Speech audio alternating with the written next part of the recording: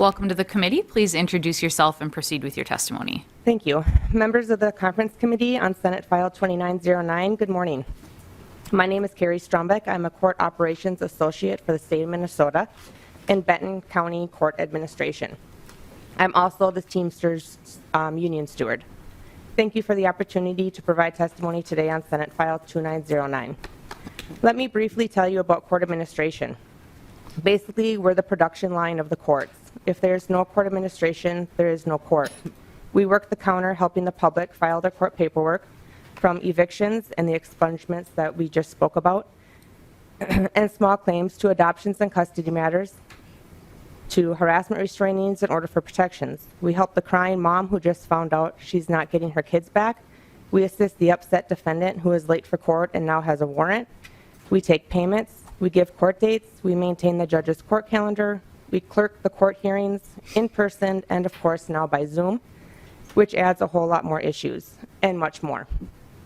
If there are no court administration employees, who will help the public get access to justice? Who will take their phone calls?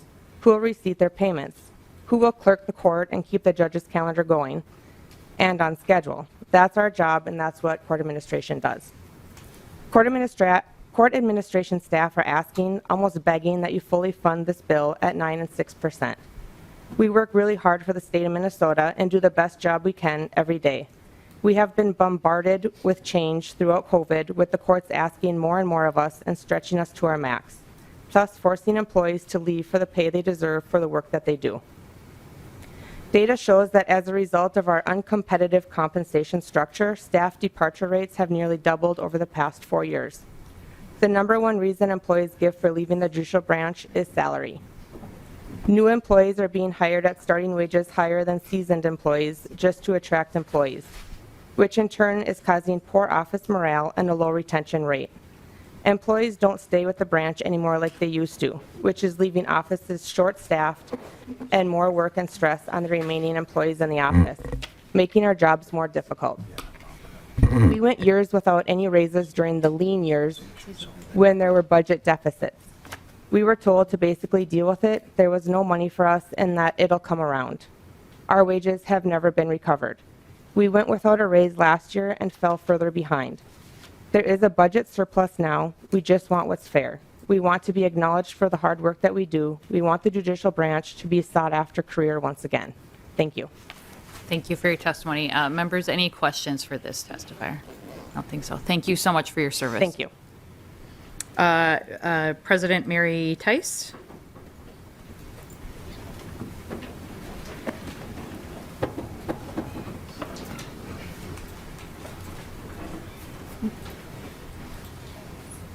I apologize if I mispronounced your name. Tease. Tease, all right.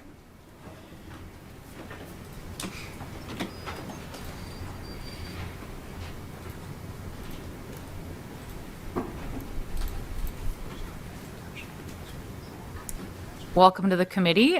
Please introduce yourself and proceed with your testimony. Sure. Thank And you. if you could sit, yep, there we go. Thank you, Madam Chair. Perfect.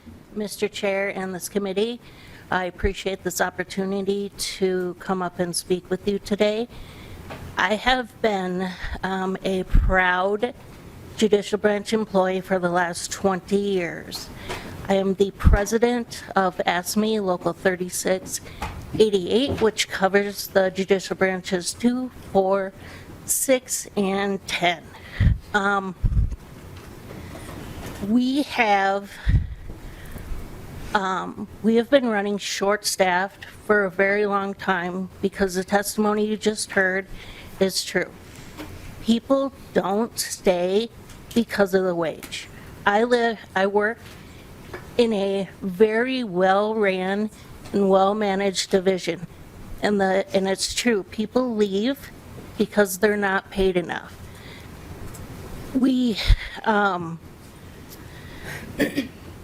People don't understand that when they say pool, that's a 9%, for example, addition to a pool of money that is used for wages.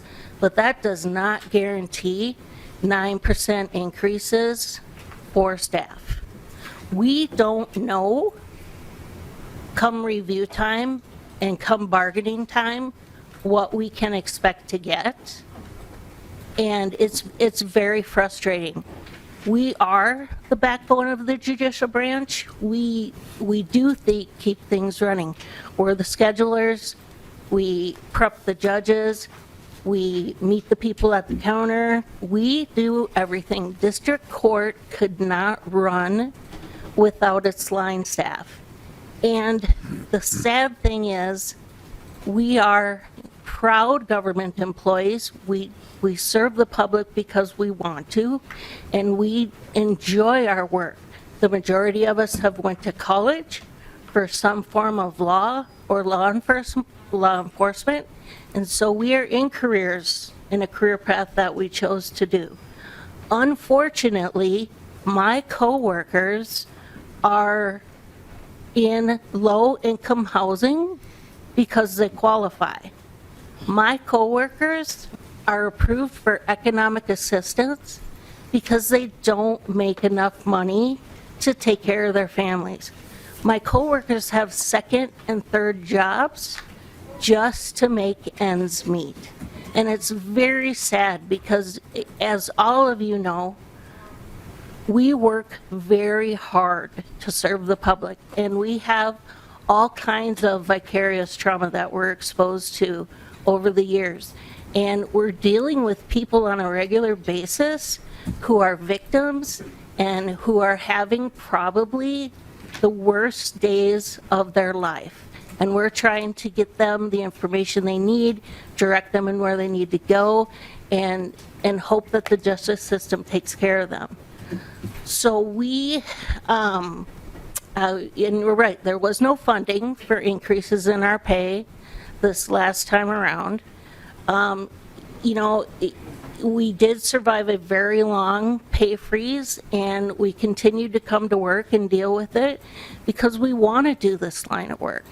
We also have had very small increases over the years. There's been 2.5%, there's been 3%.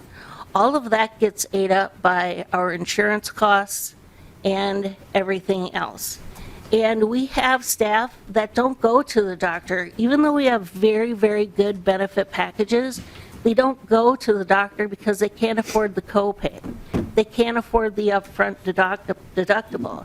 And our staff, more than anything, need to be able to take care of their mental health based on the stuff we deal with on a regular basis, and they can't afford to. So what we're asking is, we really need the judicial branch pool to get this 9 and 6 this time, and we also need to be able to let the staff know who are barely making it that, you know, I would love to be able to go back after a bargaining session and say, yay, you get a good review, you're going to get your 9%. But I can't do that. I can't tell anybody ahead of time what to expect. We don't get a cost of living increase anymore.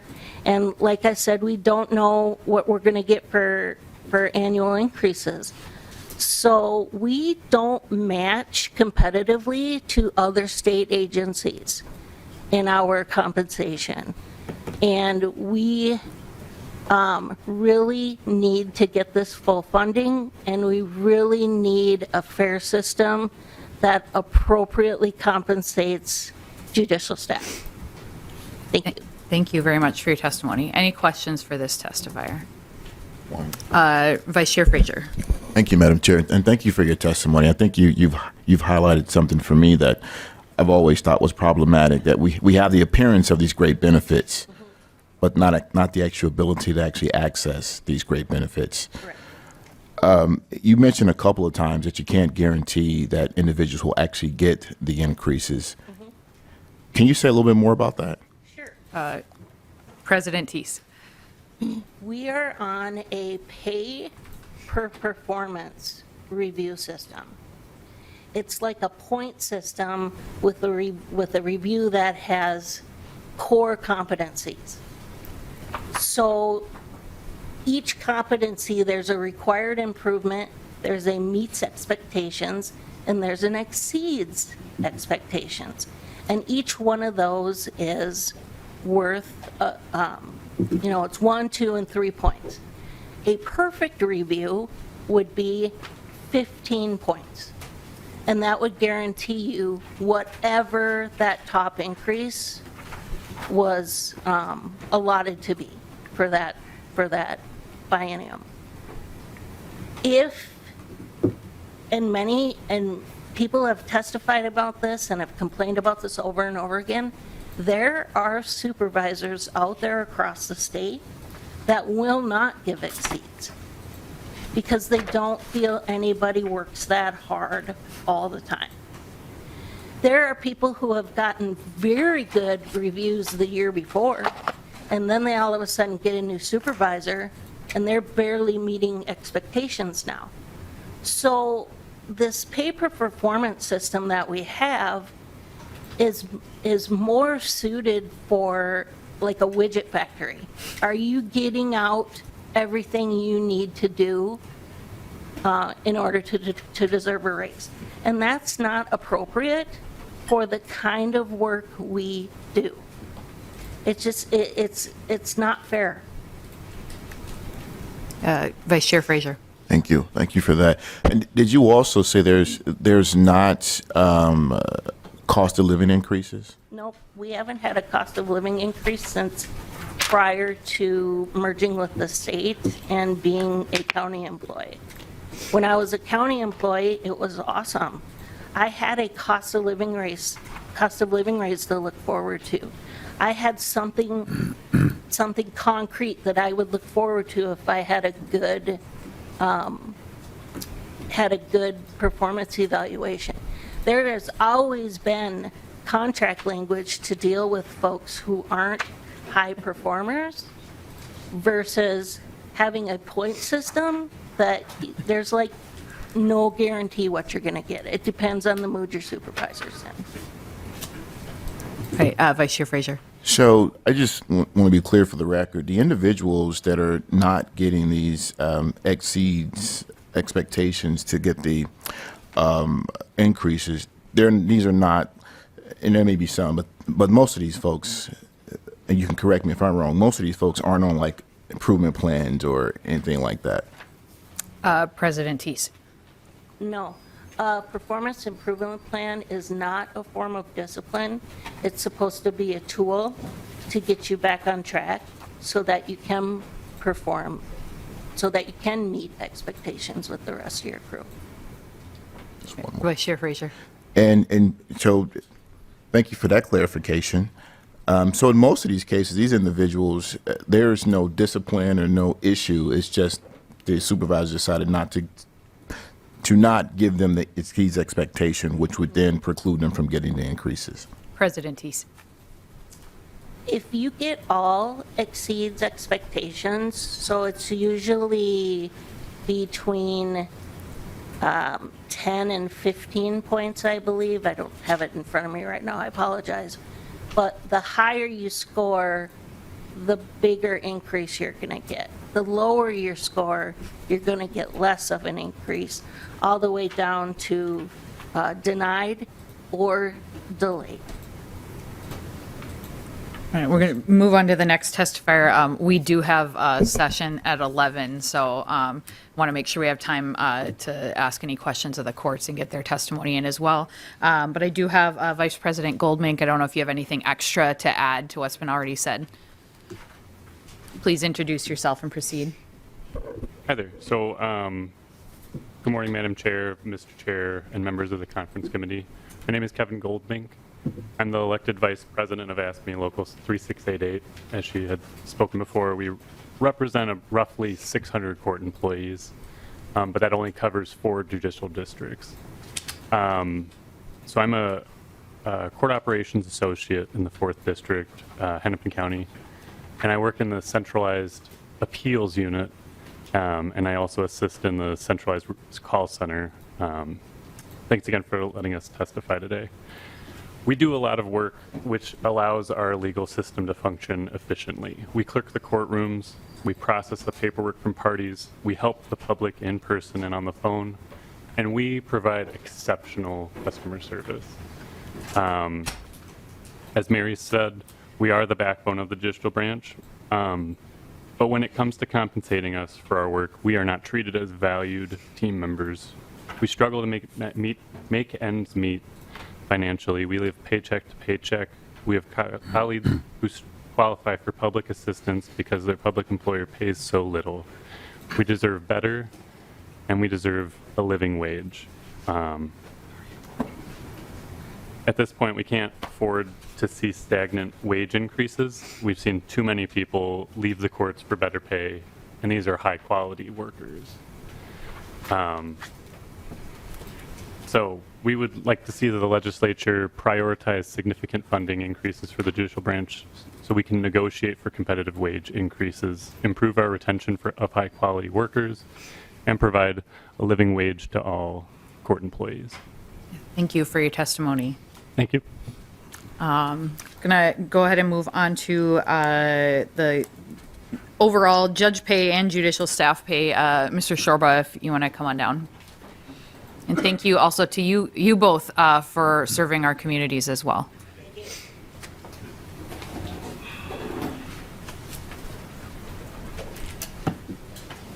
Mr. Shorba, welcome to the conference committee. Please introduce yourself and then go ahead with your testimony. Good morning, Madam Chair, members of the Conference Committee. My name is Jeff Shorba. I'm the State Court Administrator for the Minnesota Judicial Branch. I don't know how I could say it better than what you've heard from our last testifiers.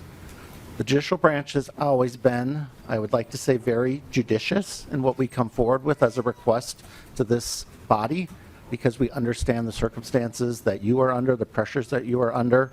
During the last biennium, we came forward with a 2.5% increase in the first year. That was given out in July of 2022. So we are going now on 2 years without permanent increases for our staff. Our departure rate has increased more than 50%. The number of applicants is over 70% down from the last 4 years. And I don't come here crying wolf. You know that I come here with numbers and reality, and we are in a state of crisis. As you just heard, we not only have people that cannot fill our jobs, but are doing some of the most difficult work across the state. You heard some examples not only from the law clerks, but also from our staff. They are dealing with people who are in crisis, people who are desperate. Before you get to a judge, before you get the privilege of having potentially a legal services lawyer, you're coming to that person at the counter and asking for their help. And that is really people in a state where they don't know where to turn. And we are trying our best to provide that help, but it's very difficult when you have somebody who is there for a year and then leaves. And then we get somebody new, and then they leave. Our starting range for pay is $18 an hour. I just drove back from Rochester. I can tell you I saw many, many signs for people to do much easier work for $22, $24, $25 an hour. So we are beseeching you to please fund our request at 9% and 6%. We did not take it lightly. We know it's a lot of money. We know it's a big increase, but we think it's absolutely necessary because of the gap that we have created. So it's been 2 years now since we gave increases to our staff. They've fallen behind not only other employers, but other public sector employers. I could tell you all day long stories that I hear from staff who have gone down one floor to the county attorney's office and are making, as Mary Teese said, $20,000 more. And we're not going to be able to survive it much longer. So that is our top priority. We have some other one-time funding in our bill, but I think we're mostly here to talk about compensation. So I am happy to answer any questions that you might have. Yeah, and I will say too, just I had a couple of people ask me about it over the last couple of years, and in full transparency, I had requested to our our fiscal staff to break out the numbers for the judges and staff, sort of recognizing that there is a difference there. And we'll also just say for public education, our state constitution, specifically delineates the setting judge salaries as a legislative role. And so I thought it was important to sort of pull those things out. I'm not sure if you want to say anything to that, Mr. It Chorba. is. I mean, one of the reasons that I think this branch is very transparent in what we're asking. You'll find other parts of state government give you sort of a lump sum number and say, just fund us for operations or something. We're very specific because we understand that you set the salaries for judges, and you have to be very specific for that. So that's why we're transparent about needing this 9 and 6. And I understand they're two very different groups of people. We've taken the approach that we want to come in a uniform manner, but obviously that decision is up to you. Member discussion. Vice Chair Frazier. Thank you, Madam Chair. Mr. Schorber, thank you again. It's always good to see you. I always think you do a great job of kind of laying things out for us. I do have a question. We just heard some very compelling testimony from staff, and they're in that group outside of our judges in the judicial branch.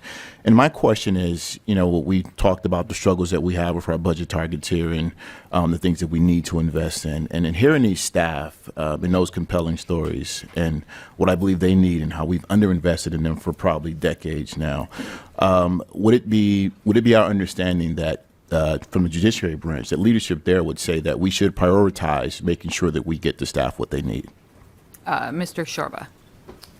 Madam Chair, Representative Frazier, obviously I care about both the staff and the judges. I can talk a little bit about the judges as well. They have fallen behind as well. We're no longer in the top half of the nation in terms of our salary for judges.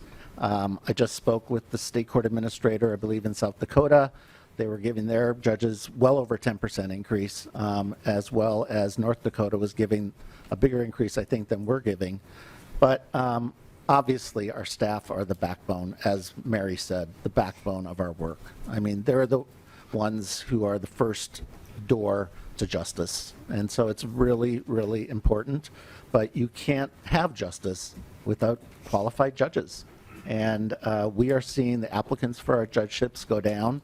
One judgeship opened 4 years ago. There were 33 applicants. This time there were 5. Now, I'm not saying those 5 applicants aren't great. They may be great.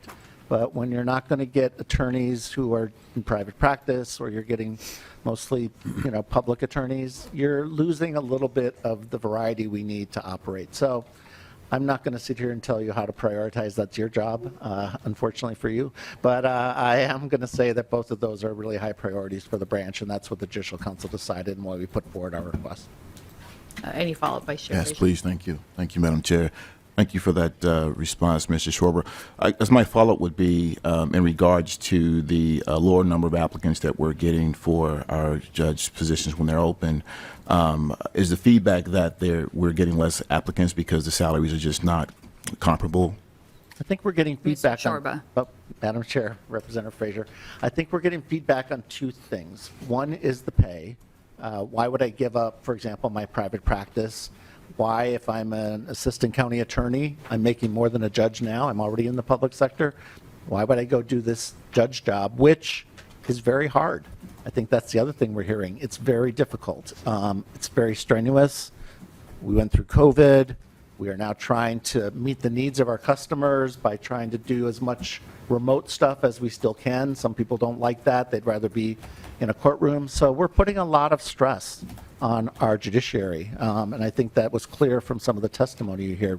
It's a lot of change going on based on what was going on through the COVID epidemic. So to come and take that job when someone, I like to think of it this way. When someone's going to schedule my day, maybe this is true for all of you, but when someone's going to schedule my day 8 hours a day and I have to be sitting on that bench or doing something, I lose some of that sort of freedom I have when I'm doing my other kind of job. And that's a trade-off. And I think people are recognizing that these are interesting jobs, they're prestigious jobs, they're good jobs, but they're also very stressful jobs. So I think those are the 2 things we're hearing mostly. Thank you. Any follow-up? Otherwise, I got a couple other people on the list. I I'll let it go. All right. Representative Curran. Thank you, Chair, and thank you, Mr. Shorba. Just kind of looking at or listening to the different testimony we had, and President Teese had mentioned that, the wages in the law clerk realm, don't exactly match up when we look at other agencies, but keeping this within judiciary, we're talking about, we have judicial staff who are on economic assistance, and hearing, the $18 an hour wage, the quick math on that is just over $37,000 a year. How does that compare when we're looking in our judicial system?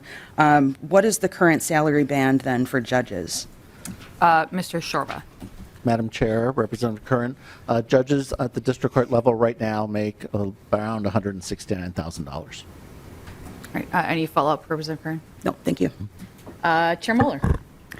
Thank you, Madam Chair. And I just wanted to follow up, Mr. Shorba, on a question or a statement you made about a judgeship having fewer applicants. And was that a Court of Appeals position, Mr. Shorba? Mr. Shorba. Madam Chair, Representative Mueller, no, that was a district court position. Chair Mueller. Thank you, Madam Chair. And what district was that? I believe it was in Mr. the, Shorba. Madam Chair, Representative Mueller, I believe it was in the 1st District.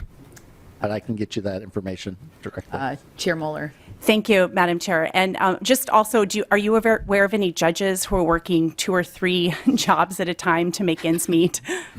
Mr. Shorba. Madam Chair, Representative Mueller, I am not privy to that kind of information. We do have out of judge income reports that our judges file, but most of them involve something like performing marriages or doing something like that. And I can't testify whether they need to do that to make ends meet. I am much more aware of some of our staff having those issues. Well, now they got competition to perform those I marriages. know, I saw that, So, yes. Thank you.